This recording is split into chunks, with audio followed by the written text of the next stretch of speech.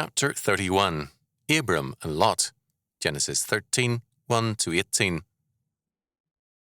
And Abram went up out of Egypt, he and his wife, and all that he had, and Lot went with him into the south. And Abram was very rich in cattle, in silver, and in gold. And he went on his journeys from the south, even to Bethel, unto the place where his tent had been at the beginning, between Bethel and Ai, unto the place of the altar which he had made there at the first. And there Abram called on the name of the Lord. And Lot also, which went with Abram, and flocks, and herds, and tents. And the land was not able to bear them, that they might dwell together, for their substance was great, so that they could not dwell together. And there was a strife between the herdsmen of Abram's cattle and the herdsmen of Lot's cattle, and the Canaanites and the Perizzite dwelled then in the land. And Abram said unto Lot, Let there be no strife, I pray thee, between me and thee, and between my herdsmen and thy herdsmen, for we be brethren.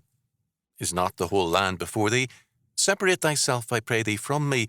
If thou wilt take the left hand, then I will go to the right, or if thou depart to the right hand, then I will go to the left. And Lot lifted up his eyes and beheld all the plain of Jordan, that it was well watered everywhere, before the Lord destroyed Sodom and Gomorrah, even as the garden of the Lord, like the land of Egypt, as thou comest unto Zoar. Then Lot chose him all the plain of Jordan, and Lot journeyed east, and they separated themselves the one from the other. Abram dwelled in the land of Canaan, and Lot dwelled in the cities of the plain, and pitched his tent toward Sodom. But the men of Sodom were wicked and sinners before the Lord exceedingly.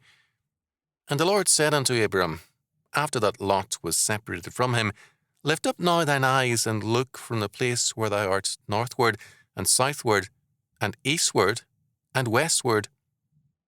For all the land which thou seest, to thee will I give it, and to thy seed forever. And I will make thy seed as the dust of the earth, so that, if a man can number the dust of the earth, then shall thy seed also be numbered. Arise, walk through the land in the length of it, and in the breadth of it, for I will give it unto thee. Then Abram removed his tent, and came and dwelt in the plain of Mamre, which is in Hebron, and built there an altar unto the Lord. Genesis 13, 1-8. The centuries have altered both the face and the climate of many areas of the world. The Sahara was once a productive area, well watered and fertile. Of the Dead Sea area, we are told in verse 10 that it was once comparable to the Garden of Eden, and also ancient Egypt, once also very different from what it is now. Apparently, too, prior to the destruction of Sodom and Gomorrah, there was no Dead Sea. In Genesis 19:5, the homosexuality of Sodom is cited. In Ezekiel 16:46-56, Sodom is described as proud, having fullness of bread, but thoroughly uncharitable and contemptuous of the poor and needy. In Genesis 12:1-3, and confirmed in 12:7, God promises to Abraham a great future as the heir of the promise through Shem. In Genesis 13:14-17, the promise is confirmed once more, after the separation from Lot. A little reflection will tell us why. Abram was over 75 and childless.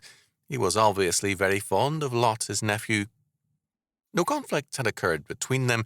The problem was between their herdsmen, their cattle keepers or cowhands, verses 5-7. These men were looking after their master's interests and were hostile one to another. All felt that they were in the right. No doubt Abram and Lot did all that they could to settle the problems, but to no avail. Abram took the lead in seeking a solution. Having no heir, he was, in effect, depending on Lot, whom he loved, to be his heir. He now offered to Lot first choice over the available grazing lands, verses 8-9. There is no evidence that Abram felt that Lot had gained an advantage over his uncle. For Lot to attempt to reject his uncle's generosity would have been ungracious, and in terms of Near Eastern manners, it would have been seen as trying to outdo a benefactor's generosity. Lot did what Abram wanted him to do. Abram had left Egypt greatly enriched by Pharaoh. We are told that he returned to Canaan, quote, very rich in cattle, in silver, and in gold. Verse 2. Both Abram and Lot did what good manners and family tradition required of them. In such cases, the greater blesses the lesser. Abram was giving Lot an opportunity to increase his wealth, and Lot accepted it. They then separated themselves. The hand of God was in all of this. Lot was not to be Abram's heir, nor later Eliezer, nor Ishmael. Lot was now separated from Abram. This saddened Abram, and at this point, verses 14 to 18, God again reminded Abram of his promises to him. First, all of Canaan would be given to Abram's posterity, as yet non-existent. This was thus a promise that a son would be born to him, verses 14 and 15. Second, his seed would be so numerous that they would be innumerable like the dust of the earth, verse 16. Third, go over the lands and view it as an inheritance your seed will in time receive, verse 17. Fourth, this is an inheritance, quote, to thy seed forever, end quote, or for all time.